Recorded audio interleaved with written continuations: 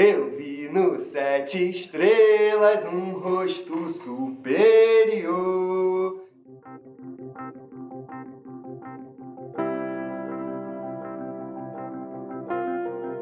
Saudações, Jagubers! Saudações, rainhas! Estamos aqui no novo episódio do canal Mediunidade Ayahuasca. Eu sou Vinícius Padilhacar, autor do livro Mediunidade Ayahuasca, Trabalhos no Santo Daime Xamanismo, que saiu pela editora Telha.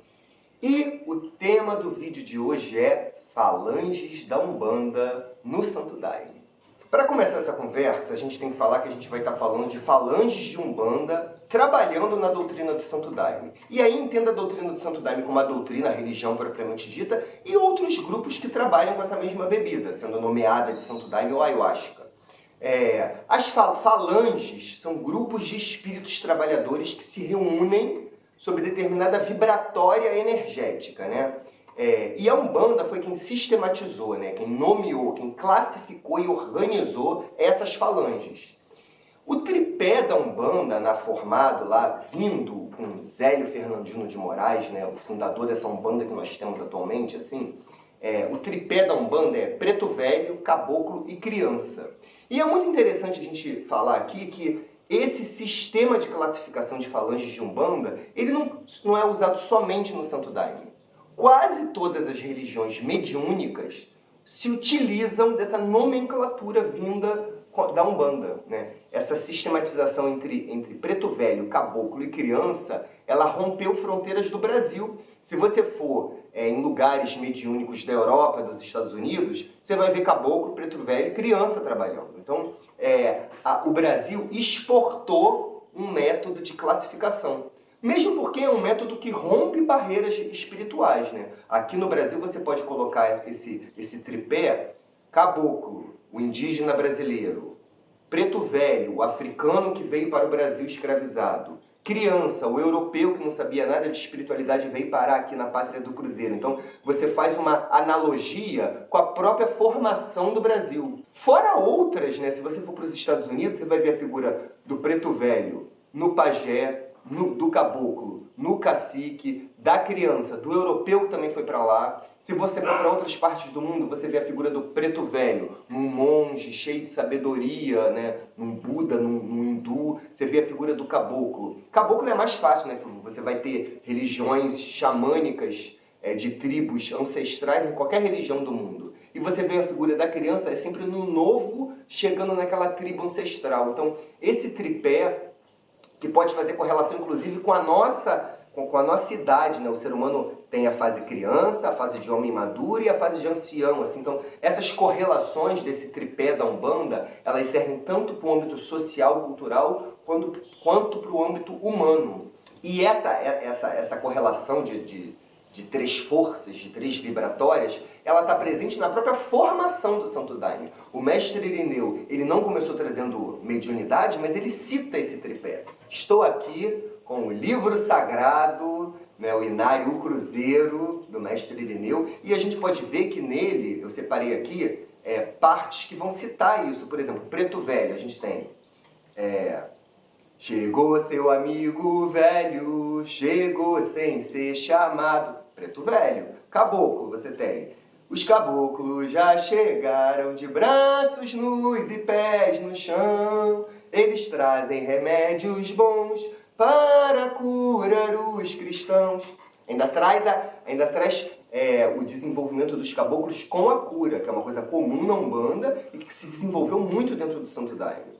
Criança: surubina, minha flor, jardim da minha infância. E vai falar de esperança, que é uma energia trazida pelas crianças. Então, no próprio Inário do Mestre, você vê esse tripé, né? Embora a mediunidade tenha sido trazida e incorporada para a doutrina por outro líder, né, que foi Padrinho Sebastião. Existe uma história de que Padrinho Sebastião chamou duas figuras importantíssimas que estão vivas ainda, que vale a pena ir até elas, se você quer conhecer mais sobre essa história, que é a Maria Alice e a Clara, né? Ele chamou a Maria Alice e a Clara para começar a desenvolver o trabalho com mediunidade dentro lá do Mapiá.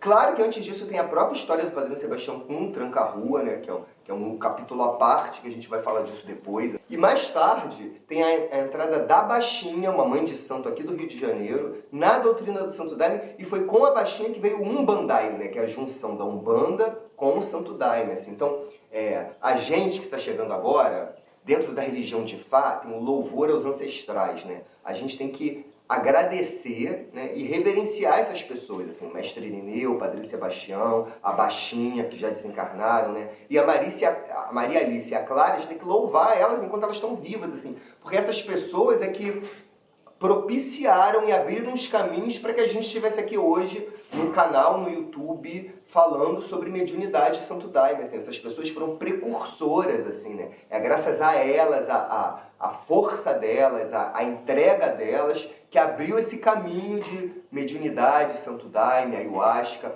É claro que existem existem pequenos santuários, pequenos grupos que também trabalham com isso há muito tempo. E isso é uma coisa pouco difundida, pouco falada, assim. E é muito importante a gente falar sobre isso, porque tem muita gente começando o seu processo mediúnico. E a gente vai ver, a partir de agora, dos nossos vídeos, que esse tripé, preto velho, caboclo e criança, foi sendo acrescentado na Umbanda, né? Com a figura de Exu, com a figura de outras falanges que vieram em seguida, que vieram depois, assim, e que todas elas trabalham no Santo Daime hoje em dia. Por exemplo, o meu centro de estudos, Terra de Obaloê, que fica aqui no Rio de Janeiro, ele fica cercado por essa urbanidade aqui. Muito concreto, muito prédio, muito carro, muita gente.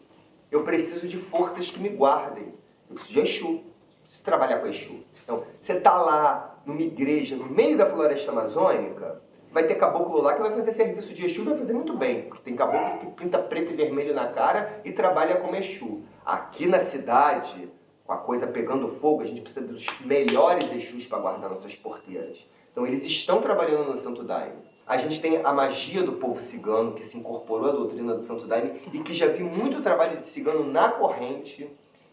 A gente não pode esquecer que na ancestralidade do povo cigano, eles se utilizavam de ervas, de poções, de bebidas que desprendiam a mente, né? Então, é um povo espiritual que já tem o costume de trabalhar com ervas de poder enquanto estava encarnado. Isso facilita a integração de falanges de Umbanda dentro da doutrina do Santo Daime.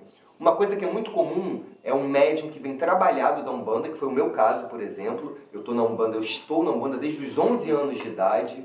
Então, dos 11 anos de idade até hoje, quando eu cheguei no Santo Daime, eu já era um médium desenvolvido na Umbanda. E aí eu senti que os meus guias espirituais, que eram guias desenvolvidos na Umbanda, que já trabalhavam dando consulta, dando passe, começaram a aprender a trabalhar com o Santo Daime. Então isso é comum também. Da mesma forma que eu, no meu aparelho físico, vou aprender a trabalhar com o Santo Daime, os meus guias espirituais sofrem o mesmo processo. Claro que estamos em dimensões diferentes, né? Eles não estão tomando o Santo Daime, eles estão sentindo a vibratória do Santo Daime que eu tomei, né? Eles estão trabalhando acoplados comigo, então existe uma diferença aí, mas é um aprendizado para os dois, para mim e para eles. A gente vai ver nos vídeos que virão, a partir de agora, essas falanges em separado. Como é que caboclo trabalha, como é que preto velho trabalha, como é que criança trabalha, cigano, Exu, marinheiro, boiadeiro e todas as falanges possíveis que trabalham no Santo Daime. Até os orixás, assim. Então, a gente vai setorizar e falar um pouco de cada uma delas, assim. E falar um pouco também da mediunidade de incorporação, né? Porque existe uma diferença de você incorporar na Umbanda, principalmente no seu desenvolvimento mediúnico dentro de um terreiro de Umbanda, que é demorado, lento, que tem um acompanhamento muitas vezes ali do pai, da mãe de santo, né? E o seu desenvolvimento mediúnico dentro do Santo Daime, que é assim. E muitas vezes não vai ninguém lá falar com você. É você com você mesmo, abrindo várias janelas com o Santo Daime, com o seu guia espiritual ali do seu lado. Então, esse trabalho feito em silêncio, não tanto em silêncio, que tem gente que é meio barulhento, né? Mas esse trabalho feito em silêncio é o trabalho que vai ser feito num processo de aceleramento. O Santo Daime, ele acelera o processo, o desenvolvimento mediúnico. Então, a gente vai falar sobre todas essas janelas aliadas às falanges de Umbanda. Fique com a gente. E aí, você está gostando do canal? Então mande perguntas pra gente. Curte, comenta, se inscreve, ativa o sininho e vai nas redes sociais, no Instagram Vinícius Padilha Car e Editora Telha, e agora tem um TikTok chamada Escola de Ayahuasca.